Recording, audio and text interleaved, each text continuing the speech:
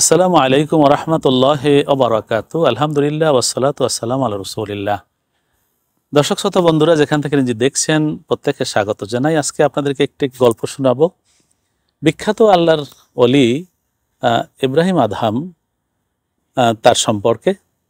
তিনি ছিলেন একজন রাজা, একজন অত্যন্ত প্রভাবশালী রাজা, কিন্তু আল্লাহর মোহাব্বতে আল্লাহকে পাবার জন্য তার রাজ শক্তি, তার যে ক্ষমতা, তার যে এই জৌলুস সব কিছু ছেড়ে দিয়ে আল্লাহকে পাবার জন্য তিনি একেবারে একা একা জঙ্গলে চলে গেলেন, ধ্যানমগ্ন হলেন আল্লাহকে পাবার জন্য।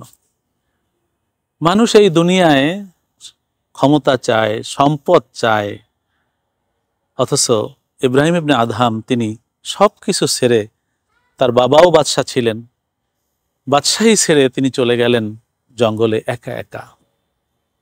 একটি রহস্যপূর্ণ, তাকে নিয়ে অনেক সুন্দর সুন্দর গল্প কেতাবের মধ্যে উল্লেখিত হয়েছে। তা তিনি চলে যাবার অনেক দিন পরে এক নদীর পাশে বসে দেখা গেল একজন লোক তাকে দেখলো যে তিনি সেরা জামা সেলাই করতেছেন, সুই দিয়ে সেরা জামা তিনি সেলাই করতেছেন।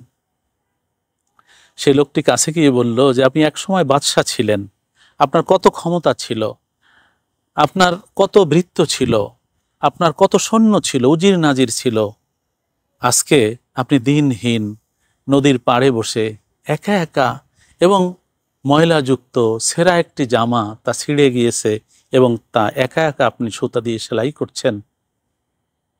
এতে আপনি কি মজা, কি ভালো লাগা এর মধ্যে রয়েছে বলুন। তা তিনি যুবকের দিকে তাকিয়ে থাকলেন। একটু পরে নিজের হাতে থাকা যে সুইটি, সে সুইটি নদীতে নিক্ষেপ করে ফেললেন। নিক্ষেপ করে তিনি যুবককে বললেন, দেখো, তুমি বললে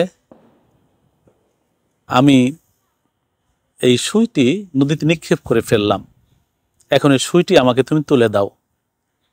যুবক বলল, এটি কি সম্ভব? বিশাল সাগর, কোথায় সেই সুইটি পড়েছে? এখানে তো পাহাড় যদি ডুবে যেত তাও তো খুঁজে পাওয়া যেত না, এই সুইটি আমি কিভাবে পাবো? এটি সম্ভব নয়। তখন তিনি নদীর দিকে তাকিয়ে কি কি বললেন নিজের মনে মনে। আল্লাহকে বললেন, হ্যাঁ আল্লাহ, তুমি আমার সুইটি আমার হাতে আনার ব্যবস্থা করো। দেখা গেল তিনি এই চুপি চুপি কিছু বললে এবং এরপরই নদী থেকে অসংখ্য মাছ তাদের প্রত্যেকের ঠোঁটে একটি করে স্বর্ণের সুই নিয়ে উঠল। তিনি মাছদেরকে বললেন যে তোমরা এই স্বর্ণের সুইগুলি কেন নিয়ে আসছো? তিনি বলেন, আপনার সুইটি পড়ে গেছে, তাই আপনার জন্য এই স্বর্ণের সুইগুলো আমরা নিয়ে আসছি। আপনার যেটি প্রয়োজন হয় অথবা যে কটা প্রয়োজন আপনি নিয়ে নিন। তিনি বললেন যে মাছ, শোনো, এগুলি আমার দরকার নেই, স্বর্ণ সম্পদের সম্পদ আমার প্রয়োজন নেই, আমার পুরানো সুইটি যদি পারো কেউ তুলে দাও। তখন একটা মাছ তৎক্ষণাৎ নদীর গভীর থেকে সেই সুইটি মুখে নিয়ে উঠল। তিনি সুইটি নিলেন, আবার কাপড় সেলাইয়ে মগ্ন হলেন। একটু পর যুবকের দিকে তাকিয়ে বললেন, যুবক, দেখলে, তুমি কি পারবে এই নদীর থেকে, সেই সাগর থেকে এই সুইটি নিয়ে আসতে? মাছ আমার কথায় সেটি করে দিল। সাগর আমার কথা শুনছে, এ প্রকৃতি আমার কথা শুনছে, মাছেরা আমার মনে কি চায় সেটা বুঝে তারা সুই নিয়ে উঠল। আমি সামান্য বলখের বাদশাহী, একটি সীমানায় বেষ্টিত একটি দেশ আমি ছেড়ে আসছি, আমি মানুষকে ছেড়ে আসছি, কয়েকজন উজির নাজির, কয়েকশো সৈন্য, কয়েক হাজার সৈন্যবাহিনী ছেড়ে আসছি।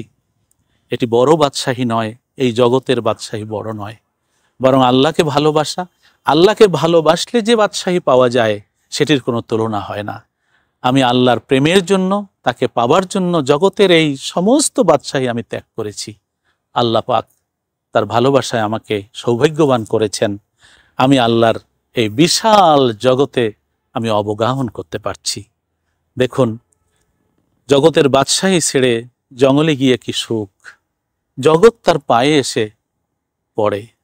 অতএব আল্লাহ যার হয়ে যায়, মানলাহুল মাওলা ফালাহুল কুল, তার জন্য জগতের সব কিছু সহজ হয়ে যায়।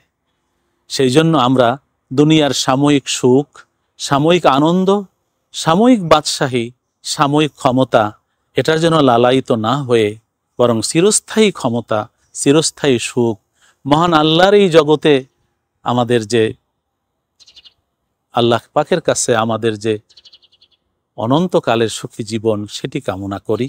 আর এটি পাবার জন্য প্রধানতম কাজ হচ্ছে জগতের কোনো কিছুর জন্য ভালোবাসা নয়, ভালোবাসা একমাত্র আল্লাহর জন্য, আল্লাহর রসুলের জন্য। ওয়াল্লাযীনা আমানু আশাদ্দু হুব্বাল লিল্লাহ, মুমিনরা তারা সবচেয়ে বেশি ভালোবাসা রাখে আল্লাহর জন্য। এবং আল্লাহ রসুল বলছেন, লা ইউমিনু আহাদুকুম হাত্তা আকুনা আহাব্বা ইলাইহি মিন ওয়ালিদিহি ওয়া ওয়ালাদিহি ওয়ান নাসি আজমাইন। কেউ ইমানদার হতেই পারবে না যতক্ষণ না পর্যন্ত তার আত্মীয় স্বজন, বন্ধু বান্ধব, এমনকি তার নিজের জীবন, তার মা বাবা, নিজের জীবনের চেয়েও আমি মুহাম্মদ সাল্লাল্লাহু আলাইহি ওয়াসাল্লাম তার কাছে প্রিয়, ভালোবাসার পাত্র না হব। অতএব আল্লাহ রসুলের ভালোবাসা আমাদেরকে এই জগতের সেই সামান্য কিছু প্রাপ্য নয়, বরং আল্লাহর মহা জগতে আমাদের সম্মানিত করতে পারে। আল্লাহর প্রিয়পাত্র হওয়ার সৌভাগ্য আমরা অর্জন করতে পারবো। তাই আসুন আমরা সে আধ্যাত্মিকতা চর্চার মাধ্যমে আল্লাহ পাকের প্রিয়পাত্র হই। দুনিয়ার এবং পরকালের সব কিছু আমাদের জন্য হবে। আল্লাহ পাক রব্বুল আলামিন আমাদের সবাইকে আল্লাহর ভালোবাসা, আল্লাহ রসুলের ভালোবাসা পাওয়ার তৌফিক দান করুন। ভালো থাকুন, নিরাপদে থাকুন, বেশি বেশি দরুদ শরীফ পড়ুন। আবার দেখা হবে ইনশাআল্লাহ। আসসালামু আলাইকুম ওয়া রাহমাতুল্লাহি ওয়া বারাকাতুহু।